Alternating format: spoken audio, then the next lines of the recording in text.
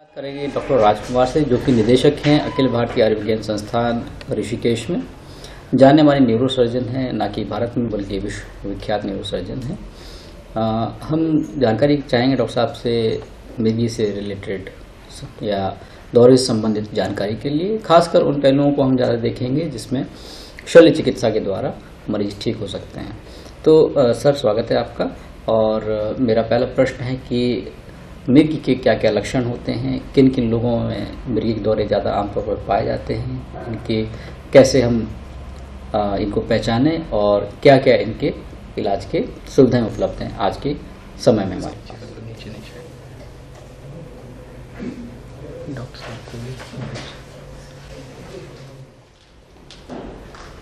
Epilepsy मतलब दौरे पड़ना, ये हमारे देश में क्या दुनिया भर में बड़ी कॉमन प्रॉब्लम है। और इसकी प्रिविलेंस और इंसिडेंस की बात जब हम करते हैं तो लगभग 1% लोगों को एपिलेप्सी होती है। कुछ लोग ये भी कहते हैं कि 1 से 2% लोगों में एपिलेप्सी होती है, पर हमको पता नहीं चलता है कि किन लोगों को एपिलेप्सी है। अब एपिलेप्सी एक ऐसी प्रॉब्लम है जो एक स्टिग्मा है। वैसे तो ये देखा जाए एपिलेप्सी एक बहुत ही साध्य बीमारी है, कोई असाध्य बीमारी नहीं है, लेकिन एक स्टिग्मा बना हुआ है कि अगर किसी को दौरे पड़ते हैं तो उसको छुपा के रखना चाहता। जबकि होना ये चाहिए कि जिसको भी एपिलेप्सी हो रही हो, जिसको दौरे पड़ रहे हो, उस व्यक्ति के बारे में फैमिली को तो पूरा जानना ही चाहिए। अब जैसे बच्चा है तो उसके टीचर को भी जानना चाहिए, रिश्तेदारों को भी जानना चाहिए। और इससे ये होता है कि डॉक्टर के पास जब इलाज के लिए जाया जाता है तो डॉक्टर को पूरी इंफॉर्मेशन चाहिए होती है पेशेंट के बारे में, तभी एपिलेप्सी की डायग्नोसिस सही बन पाती है। एपिलेप्सी होती कैसे, ये साधारणतः सवाल पूछा जाता है। एपिलेप्सी ऐसे होती है कि हमारे ब्रेन में लगातार इलेक्ट्रिकल एक्टिविटी चलती रहती है और बड़े सिंक्रोनाइज्ड मैनर में, मतलब रिदमिक एक्टिविटी ब्रेन में लगातार चलती रहती है। इलेक्ट्रिक सिग्नल्स डिस्चार्ज होते रहते हैं। अब होता क्या है कि ब्रेन का कुछ एरिया, खासतौर से अपर ब्रेन का, ब्रेन को 2 विभागों में अगर बांट दिया जाए, ऊपरी हिस्सा और निचला हिस्सा। ब्रेन का प्रीडोमिनेंट हिस्सा जो होता है वो ऊपरी हिस्सा होता है, जिसको सुप्राटेंटोरियल कंपार्टमेंट कहते हैं। तो ब्रेन के कॉर्टेक्स में जो लगातार इलेक्ट्रिक एक्टिविटी चलती रहती है, कभी कभी ब्रेन के कुछ हिस्से में, जिसके बहुत सारे कारण हैं जो मैं अभी बताता हूं, ब्रेन के कुछ हिस्से में इलेक्ट्रिकल एक्टिविटी अनकंट्रोल्ड होने लगती है, सिंक्रोनाइज्ड नहीं रहती। वो डिस्चार्ज अपने आप होता है और थोड़ा सा ज्यादा होने लगता है। जब वो ब्रेन की एक्टिविटी अनकंट्रोल्ड होने लगती है और डिस्चार्ज का बर्स्ट आने लगता है, तो उस व्यक्ति के व्यवहार में परिवर्तन आता है और एपिलेप्सी का माने ये सीजर का दौरा पड़ जाता है। अब जिस भी पार्ट में एक्सेसिव डिस्चार्ज होता है, उस पार्ट से संबंधित जो भी अंग हैं उनमें एपिलेप्सी पड़ती है। और एपिलेप्सी 2 तरह की होती है मोटे तौर पर। एक तो जनरलाइज्ड एपिलेप्सी होती है जिसमें दौरे पूरी बॉडी में पड़ते हैं, झटके आते हैं, मुंह से झाग आता है, आंखें पलट जाती हैं और साथ साथ ब्रीदिंग मतलब सांस की गति भी ज्यादा हो जाती है। और उसके बाद जब वो दौरा खत्म हो जाता है, मुश्किल से ये 3 या 4 मिनट का दौरा होता है। सारी प्रक्रिया मैक्सिमम 5 मिनट में हो चुकी होती है और उसके बाद मरीज सो जाता है या जहां जिस हिस्से में एपिलेप्सी का दौरा पड़ता है वहां पे उसको थकावट होती है। तो एक तो एपिलेप्सी हो गई जनरलाइज्ड एपिलेप्सी, और दूसरी होती है पार्शियल एपिलेप्सी। ऐसे तो कई तरह के बारीकी प्रकार हैं इसके, लेकिन जो पार्शियल एपिलेप्सी होती है वो उसमें भी प्रकार है, लेकिन मोटे तौर पर हम ये कह सकते हैं कि पार्शियल जो दौरा पड़ता है वो डॉक्टर ही डायग्नोस कर पाते हैं। जो जनरलाइज्ड दौरा है उसको तो कई सारे लोग देख के पहचान जाते हैं कि ये मिर्गी का दौरा है, लेकिन जो पार्शियल एपिलेप्सी है वो डॉक्टर ही समझ सकते हैं उसको। क्योंकि इसमें मरीज बेहोश नहीं होता है। जनरलाइज्ड एपिलेप्सी में मरीज बेहोश हो जाता है, लेकिन जो पार्शियल एपिलेप्सी है इसमें मरीज का होश बना रहता है और किसी पर्टिकुलर अंग में एक झटका आ जाता है या मरीज अचानक कुछ सेकंड के लिए, फ्रैक्शन ऑफ सेकंड्स के लिए बेहोश हुआ और फिर ठीक हो गया। तो पार्शियल एपिलेप्सी को जनरलाइज्ड एपिलेप्सी से डिफरेंशिएट करना डॉक्टर का काम है। तो जिसको भी इस तरह के दौरे पड़ते हैं, पता चला एकदम कुछ देर के लिए गायब ही हो गए दुनिया से, उनको लगा हमें पता ही नहीं कि हम इतनी देर कहाँ थे, ये फ्रैक्शन ऑफ सेकंड्स में होता है। इसी तरह कई तरह के फिनोमिना चलते हैं, जैसे कान में विशेष तरह की आवाजें आ रही हैं, आंखों में विशेष तरह के चित्र दिखाई पड़ रहे हैं, बॉडी में रेंगने जैसा सेंसेशन हो रहा है। तो ये तरह तरह के जो प्रकार हैं ये पार्शियल एपिलेप्सी में आते हैं। ये मिर्गी के दौरे थोड़ा सा भिन्न है और इसके लिए इसकी डायग्नोसिस मतलब इसकी पहचान स्पेशलिस्ट डॉक्टर ही कर सकता है। अब सवाल ये उठता है कि अगर किसी को एपिलेप्सी आ रही हो तो उसके क्या कारण हो सकते हैं। देखिए, कुछ एपिलेप्सी के तो पेशेंट्स ऐसे होते हैं जिनमें कारण पता नहीं होता। हाँ, यहाँ ये भी बताता चलूं कि 90% एपिलेप्सी जो है वो 25 साल से कम उम्र में ही होने लगती है और 50% जो एपिलेप्सी होती है वो 5 साल में ही शुरू हो जाती है, 5 साल से कम उम्र में ही शुरू हो जाती है। तो मैं ये कह सकता हूं कि एपिलेप्सी एक ऐसी बीमारी है जो चाइल्डहुड में ज्यादा होती है। अब इसके कारण क्या क्या हो सकते हैं। अब बहुत सारे मरीजों में तो कारण क्या है पता नहीं चलता है, लेकिन आज के दौर में जब तरह तरह की जांचें अवेलेबल हैं, जब सीटी के बाद फिर एमआरआई आ गया, एमआरआई के बाद साथ ही साथ फंक्शनल एमआरआई आ गया, पेट स्कैन आ गया, स्पेक्ट स्कैन आ गया, ईईजी आ गया, ईएमजी आ गया, तो बहुत सारे तरीके हैं जिससे मशीनी तौर पर और दिमाग की इलेक्ट्रिकल एक्टिविटी रीड करके हम एपिलेप्सी की डायग्नोसिस बना लेते हैं। और उसी के साथ साथ जो बनावट में विकार होता है उसको हम एमआरआई में देख लेते हैं और पेट स्कैन में हम उसकी एक्टिविटी देख लेते हैं कि किस जगह से, किस बिंदु से एपिलेप्सी का दौरा पड़ रहा है। अब मैं बात कर रहा था कि क्या कारण हो सकते हैं, तो बहुत सारे मरीजों में एपिलेप्सी का कारण पता नहीं होता है, लेकिन इसके अलावा जैसे किसी को सर में चोट लग जाए तो 5% हेड इंजरी के पेशेंट ऐसे होते हैं जिनमें एपिलेप्सी होने लगती है। उसके अलावा कभी इन्फेक्शन हो जाए ब्रेन में, जैसे टीबी हमारे देश में बड़ी कॉमन है, इनकेफेलाइटिस हमारे देश में बड़ी कॉमन है, तो इसके बाद भी एपिलेप्सी के दौरे पड़ने लगते हैं या इसके साथ ही पड़ने लगते हैं जब इनकेफेलाइटिस हो गई या ट्यूबरकुलोसिस हो गई। इसी तरह स्ट्रोक के बाद एपिलेप्सी हो सकती है। और सबसे ज्यादा जरूरी कारण है ब्रेन ट्यूमर। ब्रेन ट्यूमर जो दिमाग के ऊपरी हिस्से में होते हैं उसकी वजह से भी एपिलेप्सी होती है, मिर्गी के दौरे पड़ने लगते हैं। इसके अलावा अन्य और सारे इनकेफेलाइटिस है, उसकी वजह से एपिलेप्सी के दौरे पड़ सकते हैं। कुछ पैदाइशी विकार ही हो जाते हैं ब्रेन में कि दिमाग के बनावट में ही कुछ डिफरेंसेस आ जाते हैं, पैदाइशी विकार हो जाते हैं जिनका ट्रीटमेंट भी मुश्किल होता है, उनसे भी एपिलेप्सी होती है। और कई बार तो शरीर में कुछ खनिज में बदलाव हो जाए और कई सारे ट्रेस एलिमेंट हैं जैसे मैग्नीशियम है, पोटेशियम है, इनके भी शरीर में अचानक चेंज आने से भी एपिलेप्सी होती है। अब कई बार लोग पूछते हैं कि एपिलेप्सी जब किसी को है तो उसको क्या सावधानी रखनी चाहिए। बड़ा अहम मुद्दा यह है कि एपिलेप्सी के पेशेंट को क्या सावधानियां रखनी चाहिए। इसमें मुख्य सावधानियां ये हैं कि भाई पहले तो जब डॉक्टर के पास गए, इलाज करवाया, तो दवाई रेगुलर लेनी है। अगर कोई मरीज रेगुलर दवाई नहीं लेता है तो फिर उसमें एपिलेप्सी का दौरा पड़ने का चांस हो जाता है। दूसरा यह है कि फीवर आ जाए, ज्यादा फीवर हो जाए तो एपिलेप्सी का दौरा पड़ सकता है। इसी तरह एल्कोहल जो लोग कंज्यूम कर लेते हैं उससे एपिलेप्सी का दौरा पड़ जाता है।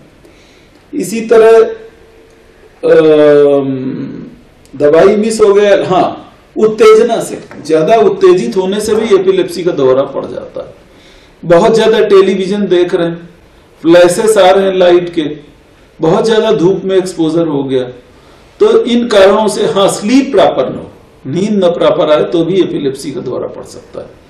तो ये चीजें ऐसी हैं जिनको अवॉइड किया जा सकता है। अब सवाल ये उठता है कि क्या एपिलेप्सी पूरी तरह से ट्रीट हो सकती है? तो इसमें मैं ये कहना चाहूंगा कि 10 से 20% मरीज छोड़कर जिनमें इंट्रैक्टेबल एपिलेप्सी होती है, मतलब जिनको ट्रीट करना मुश्किल होता है, तो मैं ये कह सकता हूं कि 75-80% जो पेशेंट एपिलेप्सी के होते हैं वो एक दवा या 2 दवा से कंट्रोल में आ जाते हैं। और इन मरीजों को कुशल फिजिशियन या न्यूरोलॉजिस्ट से दिखा के ही ट्रीटमेंट लेना चाहिए और ट्रीटमेंट रेगुलर लेना चाहिए।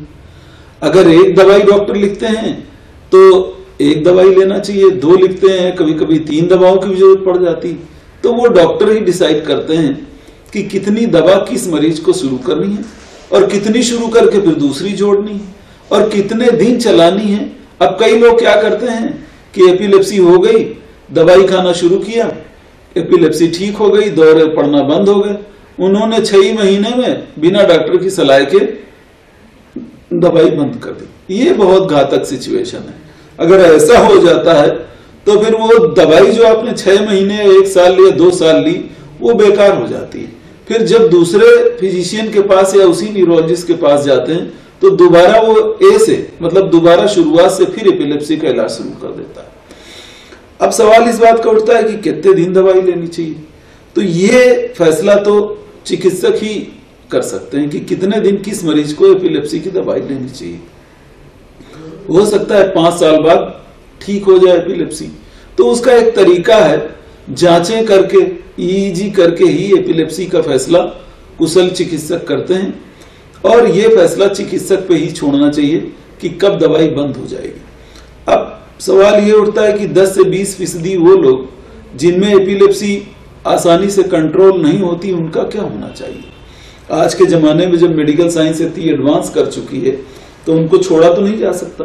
तो ऐसे मरीजों के लिए आजकल शल्य क्रिया भी की जाती है।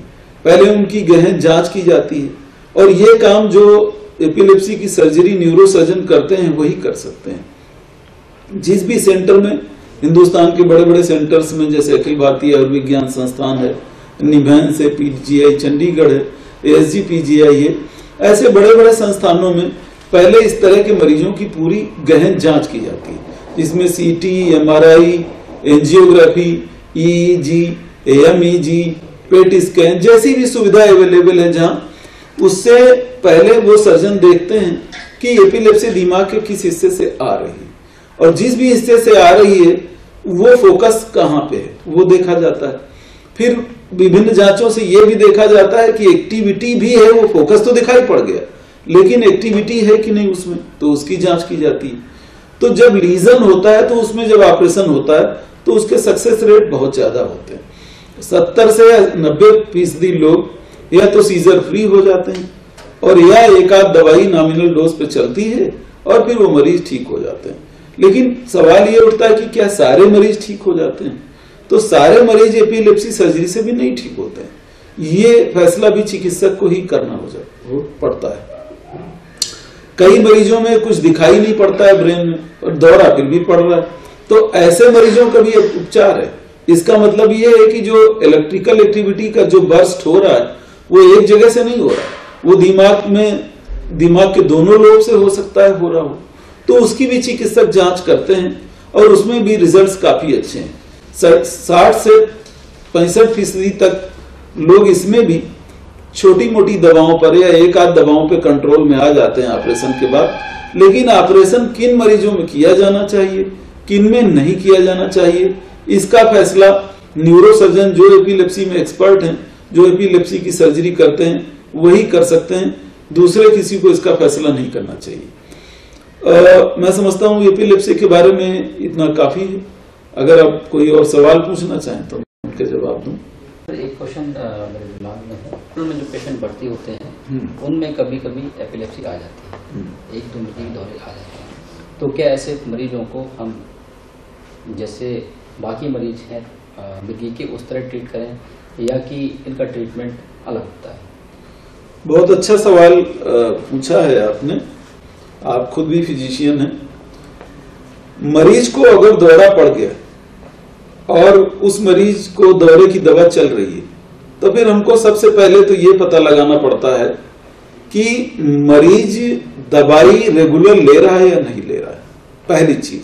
इसके लिए कुछ जांचें होती हैं, आप जानते हैं कि ब्लड का लेवल हम देखते हैं, उस दवा का खून की जांच करवाते हैं। और दवाई अगर डिसकंटिन्यूड हो गई है मरीज की, कई दिन से दवाई नहीं ले रहा है, तो तुरंत अगर हॉस्पिटल में भर्ती है तो पहले तो हम लोडिंग डोज देते हैं, वो बॉडी वेट के हिसाब से कैलकुलेट की जाती है ताकि खून में दवा का ऑप्टिमल लेवल पहुंच जाए। और इसके बाद इसका इलाज एक नए तरीके से ही शुरू करना उचित होता है, क्योंकि जब आपने लोड कर दिया पेशेंट को, लोडिंग डोज दे दी, हाँ इसके साथ साथ ये भी है, कई बार एक कारण तो ये हो सकता है कि दवाई मिस हो रही, लेकिन दूसरा कारण ये हो सकता है कि और भी कोई प्रेसिपिटेटिंग फैक्टर हॉस्पिटल एडमिशन के टाइम पेशेंट को हो गया हो। उदाहरण के तौर पर मरीज भर्ती है, हो सकता है उसके शरीर के खनिजों में गड़बड़ आ गया हो सकता है पेशेंट को हाइपोग्लाइसीमिया मतलब उसका शुगर का लेवल कम हो गया हो सकता है उसको कैल्शियम ज्यादा हो गया हो, तो ऐसी हो सकता है उसको कोई उत्तेजक दवाई चल रही हो जिसकी वजह से फिट पड़ गया हो।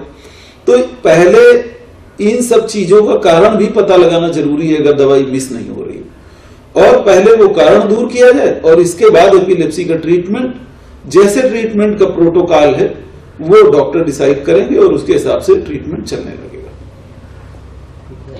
सर, मेरा दूसरा सवाल है कि कुछ गर्भावस्था महिलाएं जो कि पहले मरीज रह चुकी हैं, यदि वो गर्भ धारण कर लेती हैं तो ऐसे में क्या क्या हमें समस्याएं पैदा हो सकती है मरीजों को, और ऐसे मरीजों को क्या प्रिकॉशंस लेने चाहिए? बहुत अच्छा सवाल है। दोबारा डॉक्टर साहब ने जो सवाल पूछा उसका जवाब ये है कि एक तो गर्भावस्था में फर्स्ट और थर्ड ट्राइमेस्टर जो होते हैं, मतलब शुरू के 3 महीने और बाद के 3 महीने बहुत ही जरूरी होते हैं, जिसमें भ्रूण का विकास होता है और इसमें एपिलेप्सी की हर दवा नहीं दी जा सकती। तो ये फिजिशियन या न्यूरोलॉजिस्ट को पता होता है कि कौन सी दवा सेफ है जो गर्भवती महिला को दी जानी। तो पहले तो दवाई का डिसीजन करना बहुत आवश्यक है कि उसको कौन सी दवाई दी जानी। इसके साथ ही साथ जो बाकी के प्रिकॉशंस है, जैसे फीवर न होने पाए, इन्फेक्शंस न होने पाए, डिसइलेक्ट्रोलाइटीमिया न होने पाए, तो जो फैक्टर ऐसे हैं जिनसे एपिलेप्सी प्रेसिपिटेट हो सकती है वो उन पे सावधानी करना बहुत जरूरी है। जैसे ब्लड प्रेशर न बढ़ने पाए, ब्लड शुगर न बढ़ने पाए, अगर डायबिटिक है तो उसका ब्लड शुगर परफेक्टली कंट्रोल होना चाहिए, अगर हाइपरटेंसिव लेडी है जैसे एक्लेम्पसिया हो जाता है या प्री एक्लेम्पसिक टॉक्सीमिया हो जाता है तो उसमें भी फिट्स पड़ते हैं। तो ये सारे अगर पहले से ही कोई हिस्ट्री ब्लड प्रेशर की है या डायबिटीज की है तो गर्भवती महिला में ये बहुत आवश्यक हो जाता है कि ब्लड प्रेशर और ब्लड शुगर की मॉनिटरिंग जरूर की जाए और दवाई सेलेक्ट की जाए और ऑप्टिमम डोज में दवाई दी जाए, और ऐसे पेशेंट की मॉनिटरिंग करना बहुत जरूरी होता है। गांव में देखा जाता है कि गर्भवती होने के बाद भी महिलाएं लगातार काम करती रहती हैं, थक जाती हैं, टाइम से खाना नहीं लेती या अचानक कभी कभी इन्फेक्शंस हो जाते हैं, फीवर हो जाता है।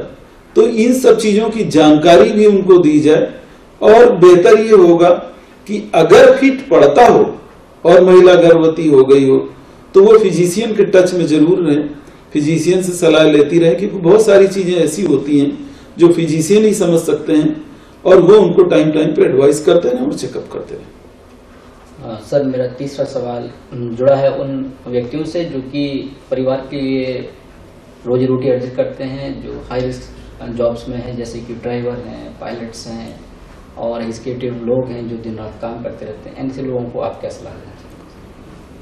डॉक्टर रविकांत एकदम फिजिशियंस वाले सवाल पूछ रहे हैं, लेकिन कॉमन जानकारी के सवाल हैं ये।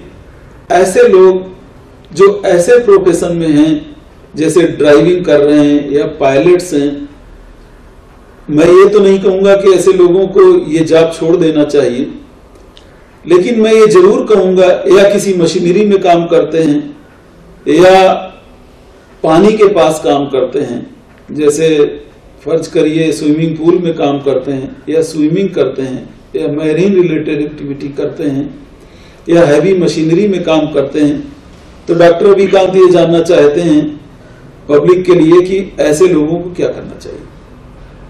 बहुत अहम सवाल है।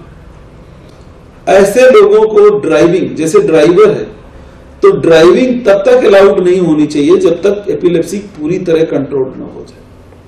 और अगर ड्राइविंग करनी भी पड़ जाए किन्हीं परिस्थितियों में तो 2-3 चीजों की सावधानी रखना बहुत जरूरी है। एक तो दवाई रेगुलर मरीज ले रहा हो और कंट्रोल में एपिलेप्सी हो, ये इंश्योर होनी चाहिए फिजिशियन के द्वारा या न्यूरोलॉजिस्ट के द्वारा, नंबर 1। नंबर 2, चलाते समय ये जरूर ध्यान रखना चाहिए ड्राइवर्स को कि ट्रैफिक के रूल तो सभी को फॉलो करना चाहिए। हमारे देश में इत्तेफाक से ऐसा नहीं होता है, लेकिन ऐसे लोगों को स्ट्रिक्टली ट्रैफिक रूल्स फॉलो करना चाहिए और ऐसे प्रयास हो कि स्पीड लिमिट जरूर रखनी चाहिए। ऐसा नहीं हो कि जोर से गाड़ी भगा दी और अचानक गाड़ी को कंट्रोल करना पड़ गया। ऐसी स्थिति बहुत विषम हो सकती है। अचानक ब्रेन उत्तेजित होने से, उत्तेजना में आने से भी फिट का दौरा पड़ने का चांस होता है, तो ऐसी स्थिति को अवॉइड किया जाना हर हाल में जरूरी है।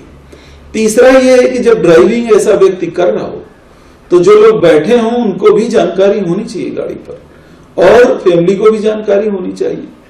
और कभी अगर दौरा पड़ भी जाता है तो ज्यादातर जिनको दौरा पड़ता है उनको एपिलेप्सी का फिट होने के पहले आभास हो जाता है। अगर ऐसा आभास कभी हो जाता है तो उनको ये सावधानी दी जानी चाहिए फिजिशियन के द्वारा कि जरा से भी अलार्म होने पर गाड़ी एक तरफ रोक दे।